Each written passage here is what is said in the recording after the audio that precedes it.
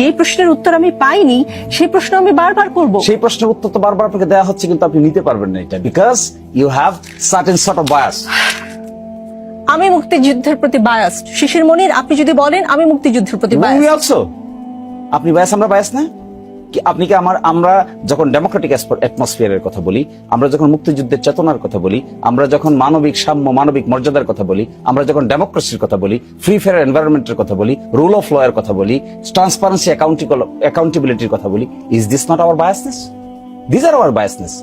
And এই principal কোত্থেকে আসছে? এই প্রিন্সিপাল গুলো আসছে 72 কনস্টিটিউশন। 72 কনস্টিটিউশন কিভাবে আসছে?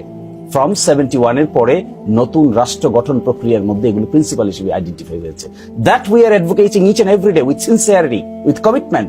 আমাদের লাইফ এবং স্টাইল খুঁজে দেখেন, আমাদের জীবনে কোনো করাপশন খুঁজে পাবেন কিনা, আমাদের জীবনে কোনো হিপোক্রেসি খুঁজে পাবেন কিনা, আমাদের জীবনে এমন কিছু খুঁজে পাবেন কিনা যে আমরা বলি একটা করি আরেকটা, আমাদের জীবনে কোনোদিন কোনো তসরফের সঙ্গে যুক্ত আছে তা খুঁজে পাবেন কিনা। Is this not the sentiment of 71? মানবিক সাময়িক মর্যাদার, মানবিক মর্যাদার মধ্যে এগুলো পড়ে না?